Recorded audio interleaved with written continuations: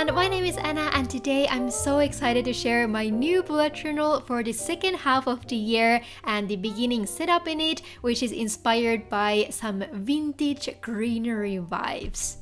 But before starting with that, please welcome the most gorgeous bullet journal I've ever put my hands on. This is from the Leelajournals shop, and while recording this, they are still in stock. Apart from the gorgeous covers with the lace and flower pattern details, this is a standard A5 sized bullet journal with 160 GSM crisp white paper and light beige dots. I believe this has 192 pages. It has a back pocket, 2 bookmarks with a small golden ribbon in one of them, and no pre-printed pages. It also came with this beautiful flower bookmark, which was also approved by my cat. I'll talk more about this journal over the course of this year and how I feel about using it, but for now I'm just so impressed by the look and all the small details, and the paper feels comparable with other high quality bullet journals I've used, like the Archers and Olive or Notebook Therapy journals, so I doubt we are gonna have any major issues with this, and I'm just so happy to see something so special and gorgeous made by another creator and small shop owner. But anyway, now that the new journal is out of the way, let's open this up and start setting up the new yearly pages. So these are the pages I'll be using for the whole time I'll use this journal. So they are kind of just overall yearly planning pages. I'll go over the specific monthly setup for July in the next video.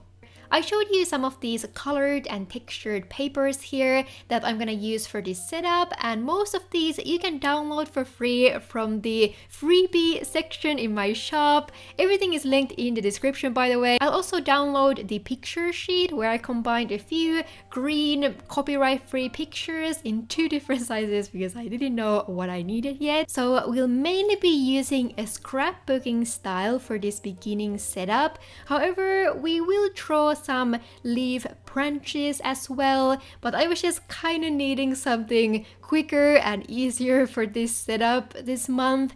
And for all of you who enjoy my painting heavy videos, I promise the July setup will be more of a standard drawing or painting heavy video. If you've seen any of my reading journal videos, this is the style I like to use in that journal. So we're starting by layering some papers for the background, and then I slowly started to add pictures and some other details on top of everything. This first page will be just a simple intro spread where I wanted to write the year 2024 and my word of the year, which is peace. I had the same word in my previous setup at the start of this year, and for me this means inner peace or trying to create more peaceful moments in my life. I used this bulky font a lot in these beginning pages. I'll write the font name to the screen in case you want to look it up to see the whole alphabet. So as I said, I wanted this theme to have a green vintage vibe. So we're using some muted green tones and some light brown papers as well. The text scribble papers are from my own shop, and then I used a few stickers from the Leelajournals order, which I got at the same time as this journal. But after all the main elements and titles were on the page, I just wanted this page to be a little bit fuller or even messier somehow. So I drew a few of these black leaves in the bottom corner and then added a few clear leaf stickers and some white butterfly stickers here and there.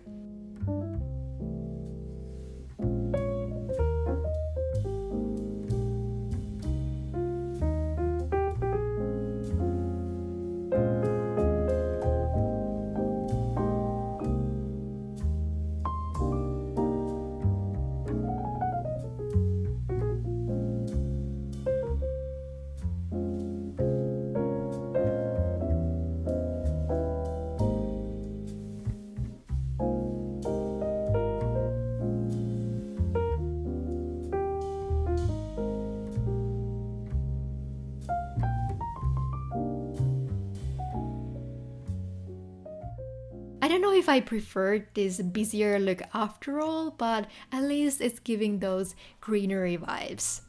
But now that the simple intro is done, let's move on. I wanted to set a future log next, but I was kind of bored of the way I've been doing it in the past few of my setups. So we're gonna change things up here. First, we're cutting this middle page in half that we're actually gonna use for the 6-month future log. I applied this light brown paper in the middle, and then we'll start decorating this left side page, which will just be a title decoration page again. If you prefer to do things a little bit more efficiently, you could probably find a creative way to combine some of these pages and eliminate the plain decoration ones. But here I started with this darker side stripe, and then again started by adding some scribble papers to the background. I also used this white text washi tape, which is a new addition to my shop as well. It's honestly one of my own favorites, and I wanted a tape like this for a while. But of course, any plain scribble washi or paper with a white background will do the same thing. Even some text stamps would probably work too. And I think it's a great way to add some filler in the background without adding a color or anything too much, if you know what I mean. Anyway, then I added a few pictures again, wrote a future log title, and finished things with this olive branch drawing that we're gonna go through together. I had already sketched this out with a pencil, but we're gonna go right over those lines with a black pen. I wanted this style to be quite scribbly and sketchy, so I went over the outlines pretty fast and loosely. I think an olive branch was the perfect fit for this theme, and I was first planning to just leave it black and white like this, but then eventually I thought it would look a little bit better if we added a quick layer of watercolor here. This is not watercolor paper, by the way. I was just drawing in the backside of a random sticker paper, which I haven't used, so the coloring had to be quite simple. However, this paper was just enough to add a light wash of some green and black, and to even add the smallest amount of color variation.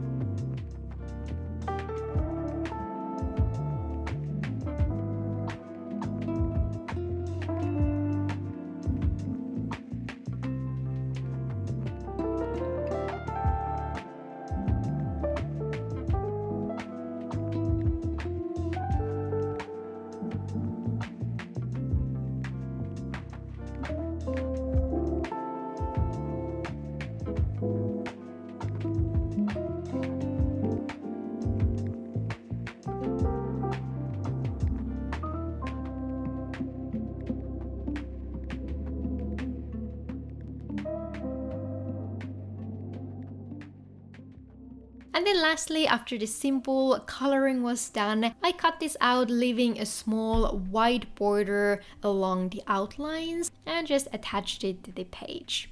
But now that the title page is done, I attached these small squares to the middle page to create some monthly tabs. If you're not super familiar with bullet journaling and all the terms, a future log is a place where you can write any long-term plans if you haven't set up monthly pages that far. Then once you set up those pages, you can move anything from here to the new ones and not forget anything important. I whipped out my letter stamps that I thought worked perfectly with this style and wrote all the months from July to December.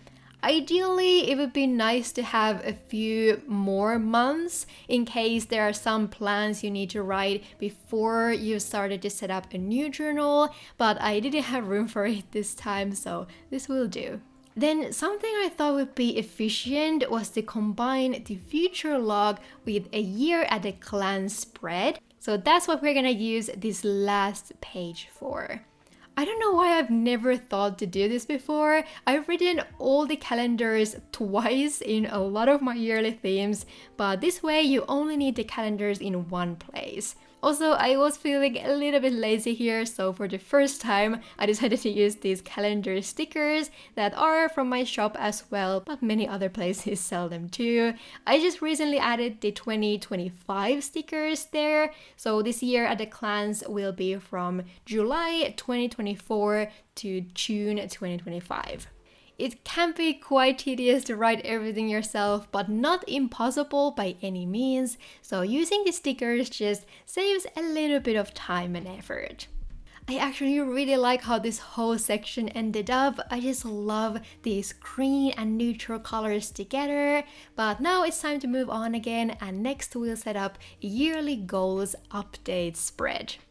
I'm someone who always writes out yearly goals. I've been doing it for years, and the midpoint of the year seems to be a really good time to go over the things you wrote out at the start of the year. I mean, let's be honest, most of us have probably forgotten most of those things by now, but on this spread, I decided to start by adding these green stripes to the middle and start building the overall layout around them. I sometimes get questions about how I come up with the layouts or the scrapbooking pages, and I always struggle to answer that a little bit. But first of all, I spend a lot of time on Pinterest, and for the layouts especially, I get inspired by the weirdest things. For example, some PowerPoint presentation slides or online store preview pictures, just anything that has a layout where some text and different areas or pictures or boxes are together.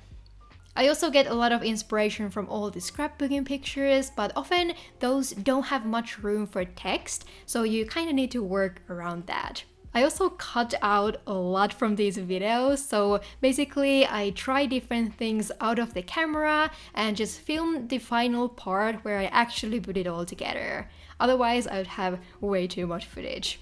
But anyway, a little bit about my plans for this goals page. So I decided to leave the first page for a reflection about the first half of the year. So I'll write about what I could achieve, how I felt about the first half of the year, and then things I want to start focusing more on moving forward.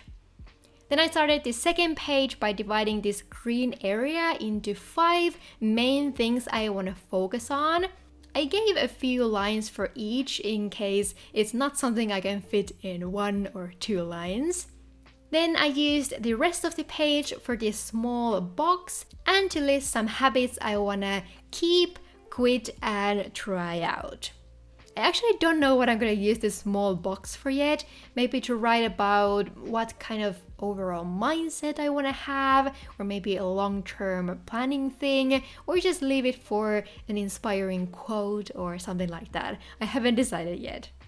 But after that, we're done with the goal spread. Let me know if you also revisit your goals at the midpoint of the year and how you like to approach that.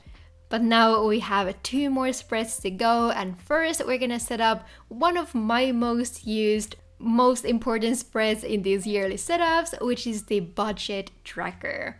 I kept the layout very similar to the one I had in my previous bullet journal because I just loved that one spread layout so much. So I started by adding these ripped paper edges to the top and bottom this time. And then we're gonna also add some text papers to the corners of the spread.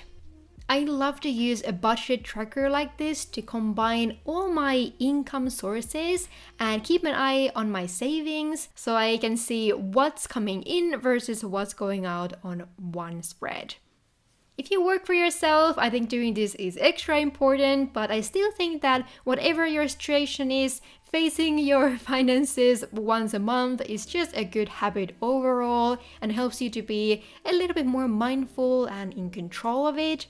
I always say that these pages might look very different for all of you. Just try to think about what would work for your life and your situation. If you don't need that much space for the numbers themselves, maybe you could have room for a wish list or a saving tracker or something like that.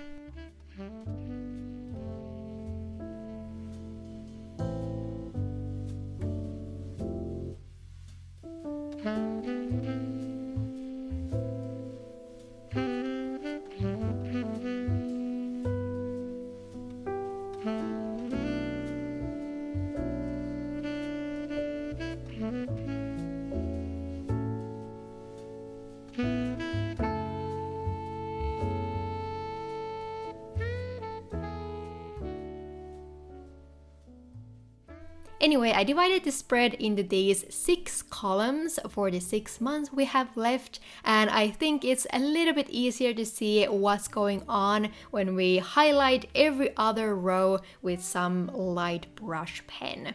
This spread will be full of tiny numbers, so that's just really helpful to see which row we are on.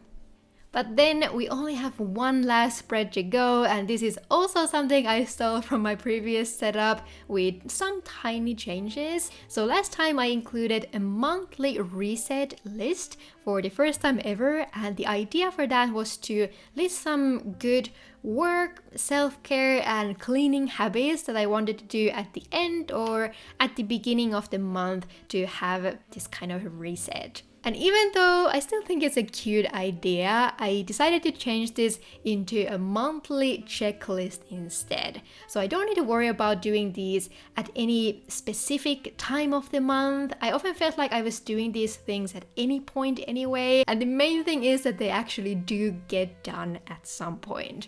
So yeah, I started with some green paper again and used this lined paper to write all the tasks on. I also got a tiny bit lazy with the titles on this last spread, so instead of the bulky font, I kept things a little bit more simple by just writing a cursive title on this dark green paper. Also, a side note, I bought a new white Uniposca marker and I had forgotten how good these are. In my opinion, best white pens, hands down. I've been struggling with my old, mostly dried white pens in the past few videos, and it was just very nice to have a pen that just worked without any problems. But anyway, I thought this circle layout looked very nice, even though it was quite tedious to draw all of these. But yeah, I hope I remember to use this page. I feel like it definitely motivated me in the beginning half of the year to do some of the cleaning things, especially that I often like to avoid. So I highly recommend you to set up something like this too. And then the very last page in my mid-year setup will be a knitting update page. I'm still very much into knitting, I just rarely post anything about it, and this time I just wanted to have mostly empty spread to write more loosely about the projects I start, when I finish them, maybe list if I buy new yarn or something like that. I found that the monthly approach wasn't bad, I just don't have that much time to knit that many projects would have any significant progress in 1 month, so that's why I thought this more open approach might work better. I also used this box in the bottom corner to list all my current whips, aka works in progress. But that's finally all for the vintage green mid-year setup. I'm personally really happy how this turned out. I'm a huge fan of this scrapbooking style. I think it's so easy to create beautiful looking pages with fairly small effort, and I really hope you enjoyed this setup as well and maybe got some new ideas. I'll be back with the July setup in about a week or so, and if this was your first time around here and you'd like to stay tuned for more, definitely consider subscribing. But I think that's all for this time. Thank you so much for watching. I hope you're having a lovely day or night wherever you are, and I'll see you in my next one. Bye bye!